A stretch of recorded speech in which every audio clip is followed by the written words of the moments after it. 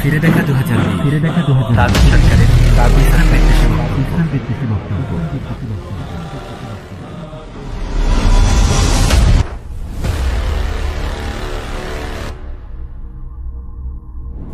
আজকে সাহস দেখায় কি ভাস্কর্য বলে ভেঙে ছিঁড়ে ছুঁড়ে ফেলে দিবে। আমার কাছে লজ্জা লাগে, নিজের কাছে নিজের ঘৃণা লাগে। আওয়ামী লীগ করি, সরকারি দল করি, দেখলাম কথা কেউ বলা শুরু করে নাই। টেলিভিশনে দেখলাম আমার সাংবাদিকরা বললো, ভাই কেউ তো বলতেছে না, কিছু বলবেন? আমিই কই। তো বললাম এমপি শিপটা ছেড়ে দিই, আমরা সংসদ সদস্য পদটা ছেড়ে দেই, তাহলে তার দলের কিছু রইলাম না, এমপিও থাকবো না, আওয়ামী লীগের সদস্য থাকবো না। আর বঙ্গবন্ধুর ভাস্কর্যে হাত দে, সাধারণ মানুষ হিসাবে একটু লড়াই করি, দেখি কতটুকু মায়ের বুকের গরু খাইছো তোমরা। আর বঙ্গবন্ধুর ভাস্কর্যে হাত দে, সাধারণ মানুষ হিসাবে একটু লড়াই করি, দেখি কতটুকু মায়ের বুকের গরু খাইছো তোমরা।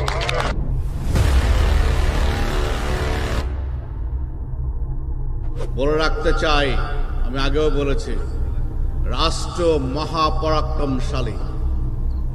রাষ্ট্রের বিরুদ্ধাচরণ করার দুঃসাহস দেখাবেন না।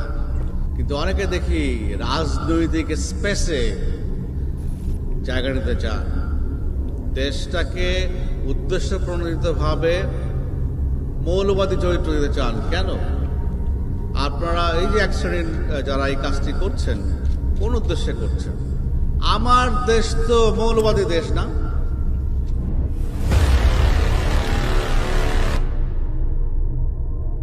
তোরা দিনের আলোতে আয়, তোদের মোকাবেলা করার জন্য ছাত্রলীগই যথেষ্ট।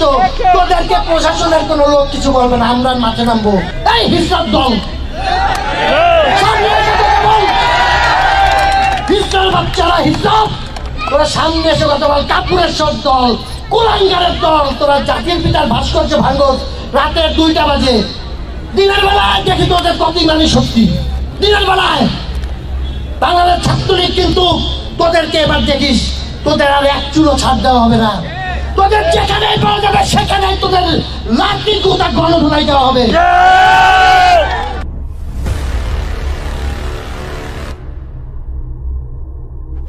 যারা এই মোল্লারা, যারা ধর্মের দোহাই কথা বলছেন, এখন সমস্ত স্বাধীনতা বিরোধীগুলো একটা সাঁতার নিচে গেছে। এখন সেই সাঁতারটা হচ্ছে হেফাজত ইসলাম।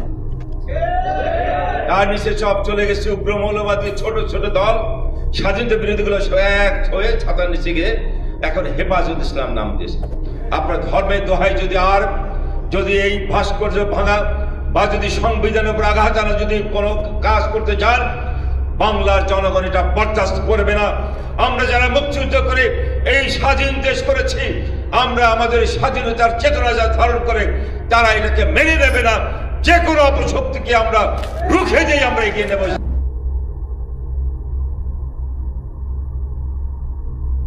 আজকে আমাদের এই প্রজন্মের সময় আসছে আর একটা যুদ্ধে নামার, এবং 9 মাস না 6 মাসের মধ্যে এই মৌলবাদী শক্তিকে পরাজিত করে সারা জীবনের জন্য তাদের পাকিস্তানের ফেরত দিয়ে পাঠাতে হবে।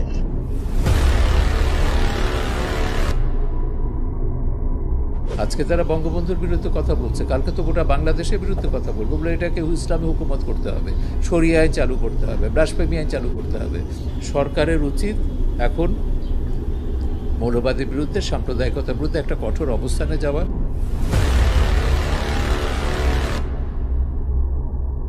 সেই নষ্টভ্রষ্ট মামুনুল হককে উদ্দেশ্য করে হুঁশিয়ারি করে বলতে চাই, আপনারা বুড়িগঙ্গার ধারের কাছে আইসেন, সব কয়টারে বুড়িগঙ্গায় ভাসা দেওয়া।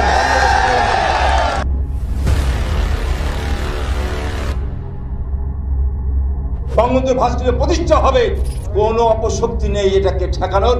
আর এটা নিয়ে যারা বেশি হুমকি ধামকি দেবে, তার বিরুদ্ধে রাষ্ট্র আইনি ব্যবস্থা নেবে।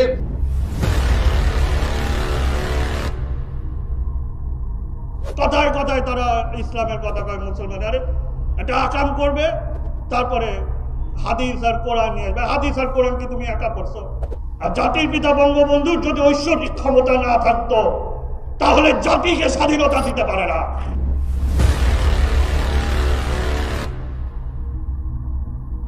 এই মৌলবাদী বলতে চাই, আপনারা সাবধান হয়ে যান। বাড়াবাড়ি বেশি করে ফেলেছেন, আপনাদের বাড়াবাড়ি বেশি আমরা শুনছি। সরকারের ঊর্ধ্বে কেউ নয়। এই বাংলাদেশ আওয়ামী লীগ ঘাড়ে হাত রেখে বন্ধুত্ব করতে জানে, বেশি বাড়াবাড়ি করলে ঘাড় মটকে দিতেও জানে। সুতরাং ঘাড়ে হাত দিয়ে বন্ধুত্ব করেছে বলে, সহনশীল আচরণ দেখিয়েছে বলে মনে করবেন না সেটা দুর্বলতা। দেশে হানাহানি করবেন, আইন শৃঙ্খলা রক্ষা, আইন শৃঙ্খলা পরিবেশ বিনষ্ট করবেন, সাম্প্রদায়িক সম্প্রীতি নষ্ট করবেন, ঘাড় আমরা মটকে দিব। সুতরাং সাবধান হয়ে যান, সময় থাকতেই সাবধান হয়ে যান। মৌলবাদের জায়গায় বাংলাদেশ নয়।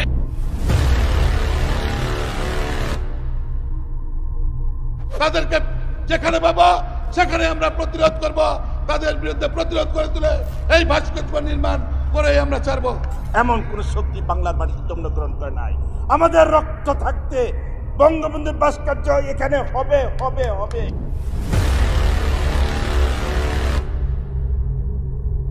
তোমরা বলেছো ভাস্কর্য বুড়িগঙ্গা নদীতে ফেলবে, আর তোমাদের দেশের মানুষ, মুক্তিকামী মানুষ তোমাদের বঙ্গোপসাগরে ফেলে দেবে।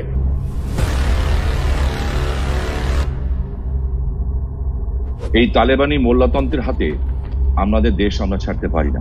আজকে আমরা যদি জাতিগতভাবে এইদেরকে আমরা যদি প্রশ্রয় দেই এবং আশ্রয় দেই, আগামীকাল তারা বলবে যে সামনে যে 21শে ফেব্রুয়ারি আসছে সেখানে শহীদ মিনারে বেদিতে ফুল দেওয়া যাবে না। তারপরে বলা হবে যে 30 লক্ষ শহীদের রক্তে রঞ্জিত বাংলাদেশ যে বিজয় স্তম্ভ, 16ই ডিসেম্বর সেখানে ফুল দেওয়া যাবে না, 26শে মার্চ দেওয়া যাবে না। আমাদের হৃদয়ে কিন্তু রক্তক্ষরণ শুরু হয়ে গেছে।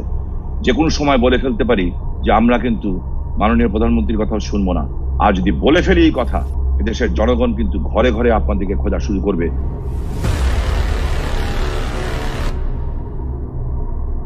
আমাদের সামাজিক কাজে, রাষ্ট্রীয় কাজে, অর্থনৈতিক কাজে ধর্মকে প্রতিপক্ষ হিসেবে দাঁড় করায় সেই অপশক্তিকে আমরা রুখে দাঁড়াই। ওদের বীজ দাঁত উপড়ে ফেলতে হবে।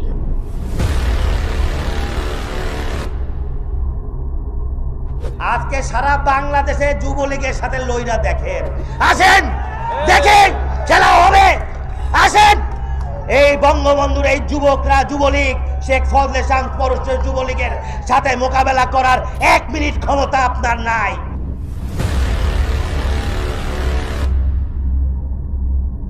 অসাম্প্রদায়িক চেতনার ভিত্তিতে বাংলাদেশ রচিত হয়েছে এবং এই চেতনাকে আমরা ভুলুণ্ঠিত হতে দিতে পারি না। সময়ে সময়ে গুজব রটিয়ে সাম্প্রদায়িক হানাহানি সৃষ্টি করার অপচেষ্টা চালানো হয়। সরকার সেটি কঠোর হস্তে দমন করেছে, ভবিষ্যতেও সেটি কঠোর হস্তে দমন করা হবে।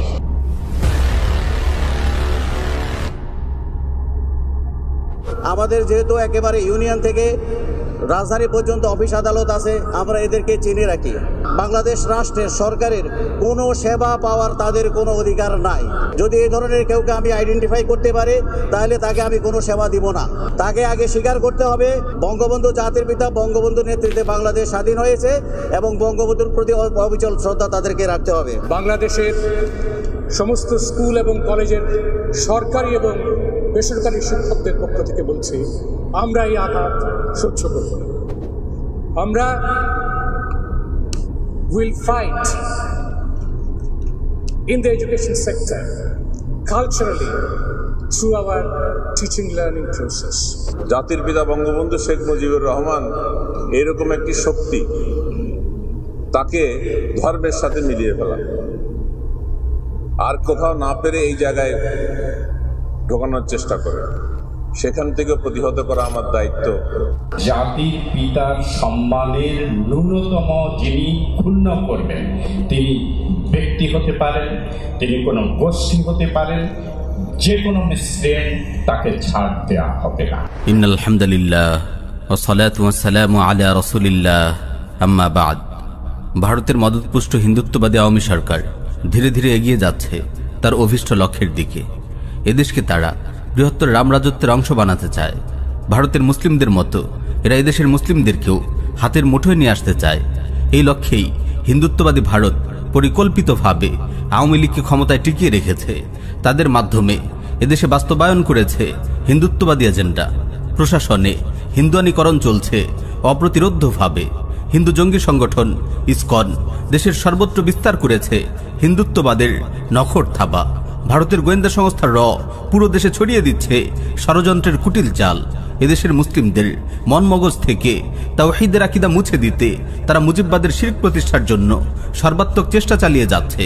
দেশ জুড়ে অসংখ্য মূর্তি স্থাপন করে তারা পুরো দেশকে পূজা মণ্ডপে পরিণত করছে। তাগুত সরকারের এমপি মন্ত্রীরা বিভিন্ন সভা সমাবেশে একের পর এক ইসলাম বিরোধী বক্তব্য দিচ্ছে। দেশের সম্মানিত আলিমদেরকে নিয়মিত হুমকি ধমকি দিচ্ছে, তাদের ভাবমূর্তি ক্ষুণ্ণ করার চেষ্টা করছে, অসাম্প্রদায়িক চেতনার নামে কুফুরি ফেরি করছে। মুজিববাদের কুফুরিকে সর্বত্র ছড়িয়ে দেওয়ার লক্ষ্যে মিডিয়া জোরে সোরে অপপ্রচার চালাচ্ছে। প্রিয় ভাইয়েরা, এক ভাস্কর্য ইস্যুতেই আপনারা দেখেছেন শত শত মুসলিমের বাচ্চা মুজিববাদের চক্করে পড়ে মুরতাদ হয়ে গেছে। ইসলামের সুস্পষ্ট বিধানকে তারা প্রত্যাখ্যান করেছে। তাদের খোদা মুজিবের মূর্তি স্থাপনের বিরোধিতা করার অপরাধে তারা শত শত আলিমকে অপমান করেছে, অসংখ্য দিনই মাহফিল বন্ধ করে দিয়েছে। আমার মুসলিম ভাইয়েরা, আমার সম্মানিত আলিমগণ, আজ থেকে 3 বছর আগে আমরা বলেছিলাম বাংলাদেশের মুসলিমদের সতর্ক হতে হবে। তা না হলে আমাদের নিজের মাটিতেও আমাদের অবস্থান সংকুচিত হয়ে আসবে। আজ এই কথার বাস্তবতা সকলের সামনে স্পষ্ট। আমরা আবারও আপনাদের সতর্ক করছি, আর বেশি সময় নেই। আমরা খাদের কিনারায় এসে দাঁড়িয়েছি। ভারতের মদতপুষ্ট হিন্দুত্ববাদী আওয়ামী লীগের এমপি মন্ত্রীরা আজ বুক ফুলিয়ে দিনের আলোয় আলেম ওলামাদের পেটানোর হুমকি দিচ্ছে। অবস্থা কোন পর্যায়ে গেছে চিন্তা করুন।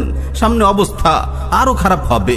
একটু ভেবে দেখুন তো কিভাবে এই হিন্দুত্ববাদী শক্তি আমাদের উপর চেপে বসলো, কিভাবে মুসলিমদের মাটিতে মালাউন মুশরিকদের এমন শক্তি হলো। একটু খেয়াল করলেই আপনি বুঝতে পারবেন মুশরিকরা এই ক্ষমতা হিন্দুত্ববাদের নামে অর্জন করেনি।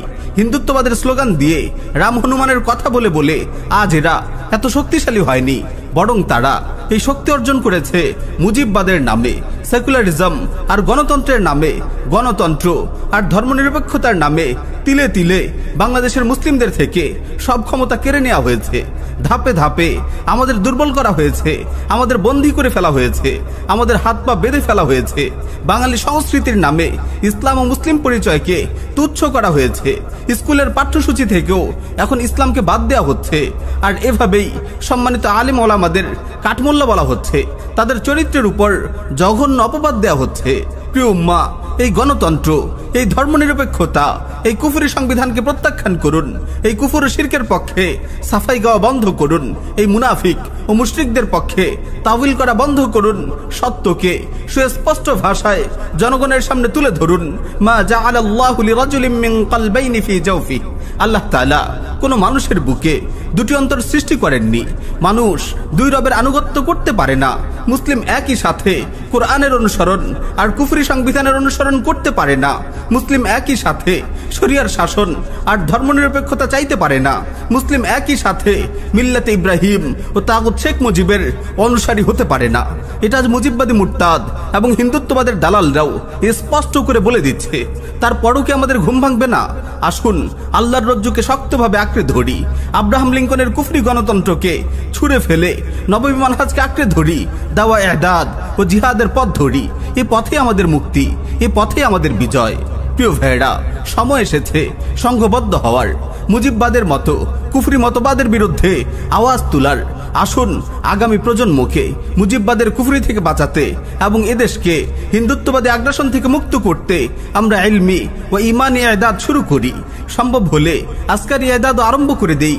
দিন যতই যাচ্ছে ততই হিন্দুত্ববাদ এদেশে শক্তি সঞ্চয় করছে। তাই আমাদের প্রস্তুত হতে হবে এখনই, কারণ গাজওয়াতুল হিন্দের প্রেক্ষাপট তৈরি হয়ে আসছে খুব দ্রুতই। তৈরি হচ্ছে উভয় শিবির। ইনশাআল্লাহ রাসূলুল্লাহর প্রতিশ্রুতি অনুযায়ী তাওহীদ ও শিরকের এই লড়াইয়ে তাওহীদেরই বিজয় হবে। ইনশাআল্লাহ রাসূলুল্লাহর প্রতিশ্রুতি অনুযায়ী তাওহীদ ও শিরকের এই লড়াইয়ে তাওহীদেরই বিজয় হবে।